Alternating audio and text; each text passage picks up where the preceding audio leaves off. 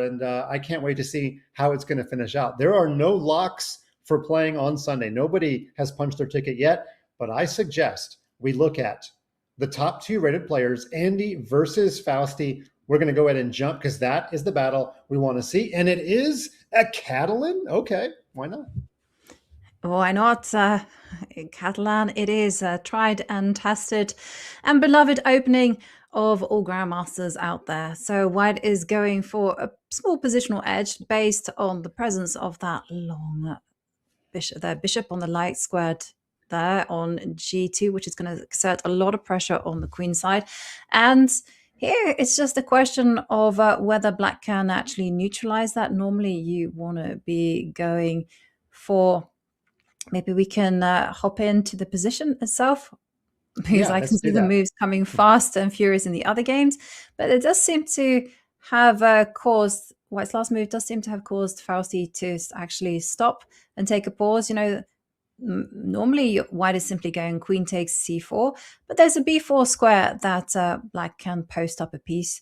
And for white is really all about just making the right trades, maybe going h2, h4, and just utilizing the presence of this bishop on g2, just cutting the board in half. And the key to the Catalan as black is if you manage to get the bishop to b7, you tend to be in ship shape condition. If you don't, then you tend to be suffering. And here white has the center, pawns on e4, d4. What you do here is you usually just enjoy that space. So you don't play anything committal. You don't go d5 or e5. You just simply develop your pieces.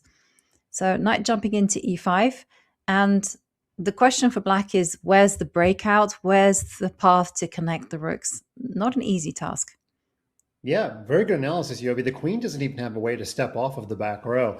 And your analysis of these center pawns is probably the most important one for most of our viewers. We call that the snowplow in ChessKid. And the minute you push one pawn, you actually weaken both pawns because neither of them tends to be able to advance once you push one. So it's a very timely push. You've got to get very good at knowing when is the right moment. Of course, if you make a fork or something, the moment becomes easier. But for right now, the threat is stronger than the execution. And finally, black gets to put a little bit of a chink in the armor by playing pawn to c5 and to try to take one of those wheels off the snowplow. And now pawn to b5. Wow. Okay. Incredibly aggressive play by Fausti. Yeah. And also really provocative, because the question is, like, can white not just steal a pawn there on a5? Is there something amiss if you do that? And remember, there's tension against this pawn on d4 as well. C takes d4, always in the air.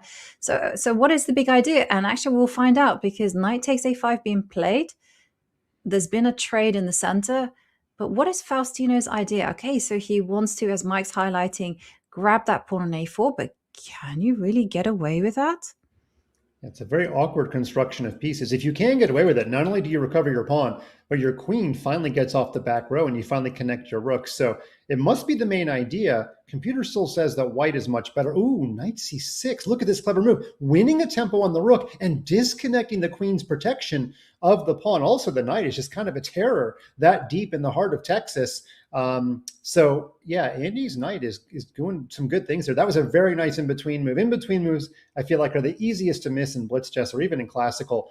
And this is the move that has given Andy the advantage. Yeah, some big threats as well. Knight takes bishop in the air, followed by bishop to c5, setting up a skewer against the queen and rook.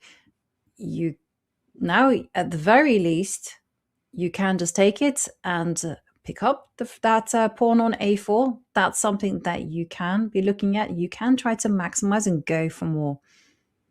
Yeah, I think that white will pick up the exchange, but Andy presented Fausti with such problems, he's gained a minute on the clock. So he has the luxury here of deciding what he wants to do. I think taking the bishop first is pretty much the only idea. Then you get to decide between bishop c5 and pawn takes. So maybe this is the classic Hikaru. You don't play the first move of a combination until you've got the second move ready. So that's kind of a nice idea that I learned from Hikaru when it comes to blitz and bullet. So he's not going to take the bishop until he's got his second move ready. And I think that's what he's deciding on now. He's not deciding on the first move. He's deciding on the second move. Oh, I'm completely wrong. Okay, never mind. Forget everything I said. Bishop takes f6. No, yeah, it was complicated because black did have that possibility at the end to capture the pawn on b3, and maybe he was assessing this. But this It wasn't on my radar, but it looks very good. Suddenly, the queen is targeting 2 bishops, and you can go queen takes bishop yourself. You can. I'm still worried at the end of a lot of trades here that this pawn will take and the pawn will become a menace. Even if white wins 2 minor pieces for the rook, it should still be better. I do love this idea. That's why, of course, he was a 2025 Chess.com puzzle champion. I actually don't even know if he was able to defend his title this year. He might have been playing in Tata, but we're going to get in that He has this really sick move, queen takes rook here. I don't know whether it works. Queen takes rook, and the whole idea is after queen takes rook, yeah, you give a fork, and then you do have b takes a4 at the end of the day. And the bishop on g2, it's been sleeping for a long time, but it does control the queening square on a8. Okay, instead of that very complicated line, he plays the somewhat more simple line. Oh, he plays it this time. It's actually better this time because instead of the rook taking and guarding the bishop, the white rook's on c1. And so queen takes queen, knight e7 would be up 2 minor pieces. And this still looks good. Queen takes queen, knight e7. White will end up with an extra bishop at the end of all the complications. And so Fausti has to throw in the towel. That game did a lot to help out clarification of the leaderboard. We're going to very quickly jump to 2